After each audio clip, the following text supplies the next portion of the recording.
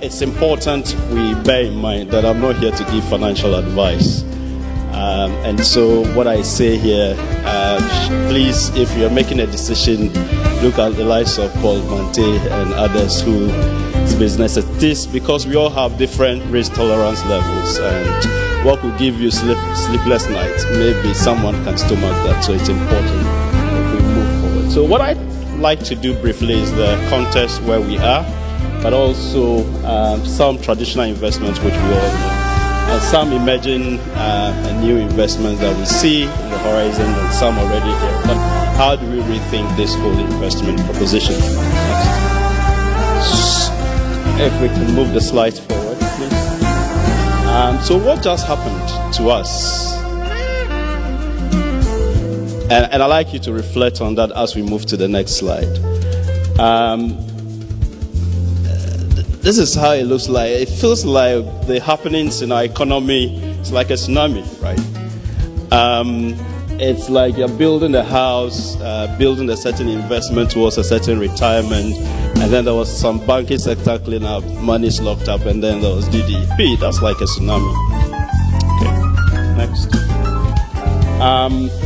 And the headlines don't particularly inspire confidence, whether it's from the depositors worried about their investments or fraud in the banking sector. And I'm sure some of you have seen some of the Bank of Ghana reports recently. And then the desire and irresponsibility or greed, if you think about it, and the sheer loss of values and ethics as we see it in our country. So the headlines don't inspire public confidence, customer confidence, or public trust. I think we're all familiar with the pensioners saying, please exempt us from DDEP. So in 2023, at Challenge Your Bankers Ghana, we took some views from some respondents in terms of how confident are you in the financial system or the financial sector broadly. You see that about 30% said they were not confident, about 30% said they were confident, and then the bulk, about 40% were neutral. I bet if they were confident, they would have said so. So, next. So, the truth is that traditional investment wisdom has been disrupted, and that's just what it is. I think we are rewriting our textbooks that, risk-free premium and something, that has been, we have to rewrite and look at that. So there's nothing risk-free. Even the air we breathe is not. And so we need to bear that in mind. Next slide, please. So traditional investment options, I'm sure we all know. Next, please. And so I think the fundamental point I'm making here is that those traditional investment options still exist, whether you're looking at them from a fixed income perspective or some equities and stocks, and then of course retirement. I think one of the ones that we don't pay particular attention to is investment more from insurance perspective, life insurance or life assurance. I'm told that Americans become very rich only because they take life assurance such that when they die, which is certain, a certain huge sum comes to the family. A certain wisdom in that, I believe. So the point is that there are options, and if you are investing, then you must also be protecting that investment, whether it's in building or your car or whatever it is. Please, protection is important as part of the investment proposition. Next.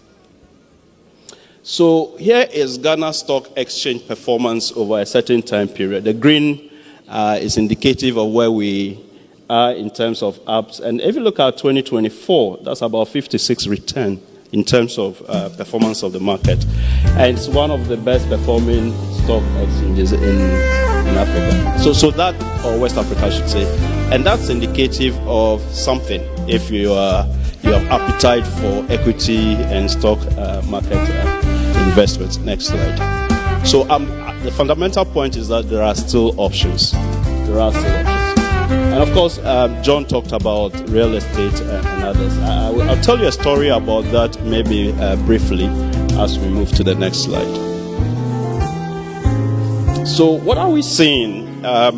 We all know, and maybe we've all heard, the Bank of Ghana Gold coin in sizes of 1 ounce, half ounce and a quarter ounce. That is precious metal. It's saying Ghanaians participate in what we have, which is gold. So again, that's fairly new. My understanding is that it's being distributed or sold through the banks. So banks, again, like I said, I'm not giving advice here. You can contact your bankers and provide some further advice. But gold is a precious metal.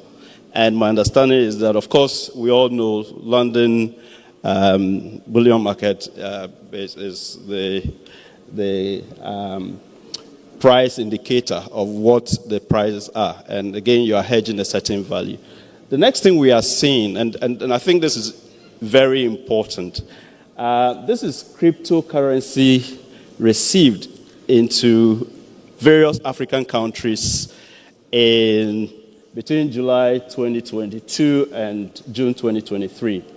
And you see how that particular space is trending. A lot of young people I speak to do all kinds of things. I'm not recommending, and again, I'm not advising. I think there are risks associated with it. If you are playing in that space, get the appropriate understanding because the volatilities are quite high as well. But I'm saying that there are things that are already happening in our space from an investment or the way people are protecting and hedging their values. So rethinking investment, and I think this is where the conversation. So in 2013 or thereabout, I used to work in a bank, and the managing director said, let's go and do financial literacy. We used to do that in schools, and one day he said, Robert, let's do this in the bank, because when I see bankers who have gone on retirement, there's nothing that shows that they've worked in banking. So we did the financial literacy program, and we got to one branch, and a young, then he was an operations manager, but he said when he started working in the bank, he was a clerk. And so the first salary he got, his senior brother called him and said, what have you been paid? And he said salary. He said, no, don't think about it in terms of salary. Think about it in terms of how many bags of cement can you buy or how many blocks. So since then, he started thinking in terms of converting his salary into blocks of cement. The next advice his brother gave him was to go to East Legon and buy forest. Those days, that place was a forest. And so he did. And then the brother said, start farming. So I heard someone saying, I will do farming. And then just when the place was developed, his brother called him and said, sell the land. He was very furious. But he did. And then the brother said, go deeper into the forest, buy a bigger land, and start farming. At the time that he was telling us this story, he owned a 2-story building rented out to Ghana Police. And he said to us he didn't depend on his salary from the bank. So the point I'm making with that is that start early. And there are options. Perhaps another way to rethink investment is investment in people. You know, maybe by this time we should be looking at some nieces and nephews and taking a bet on them in terms of their education. Please go back to the slide. So this may be what you are seeing today, but tomorrow, that investment will be. We will not be sitting in this room, but for some education, some investment. And I think that, of course, from where I sit, I promote banking education. We should take that investment in people very seriously. Next. Next slide, please. We all see these guys in our communities. And recently, I had conversations with a guy in my area. And he sells this. Guess how many he sells a day? Take a guess. Or how much he makes a day. I won't tell you that just in case GRA is listening, you know.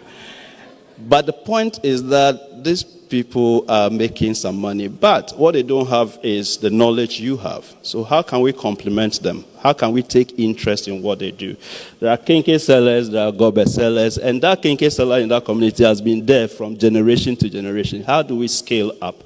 And how can you use your banking knowledge and investment knowledge to support that? Because the value chain of that is important. Please, next slide.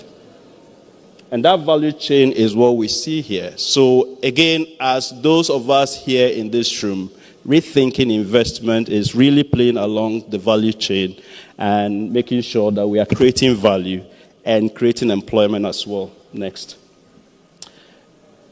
Next slide, please. So I term them entrepreneurs, but if you are going to invest in them, then you are an investpreneur or something along those lines. If you are going to embark on that journey, please think about three things. Desirability. Is there a demand for? 2, think about feasibility. Can it be done? And 3, viability. Can you make money out of it? Whatever it is, please let your head, your heart, and your hand be in it. Be passionate about it. Don't just give them money and go away. Be interested. Partnership is key. Next.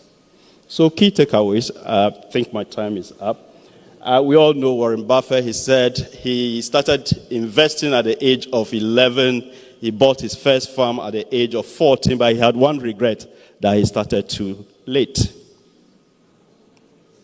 He started too late. Reflect on that. Start early. Next. So crisis, maybe yes, maybe not. Next slide. The Chinese, I'm told, write the word crisis with 2 brush strokes. One stands for danger, where the other stands for opportunity. In every crisis, there are opportunities. So have we experienced some crisis in our country? Yes. But are there opportunities? If we can minimize the dangers and optimize the opportunities, I believe that we can move forward. So moving forward, Martin Luther King Jr. said, if you can't fly, then run. If you can't run, then walk. If you can't walk, you must crawl. Whatever you do, you must keep moving forward. If you can't invest in the stock exchange, maybe you should invest somewhere or save. Whatever you do, we must move forward. Please, next slide. And I think that's where I end. Whatever we do, save for a rainy day. Thank you very much.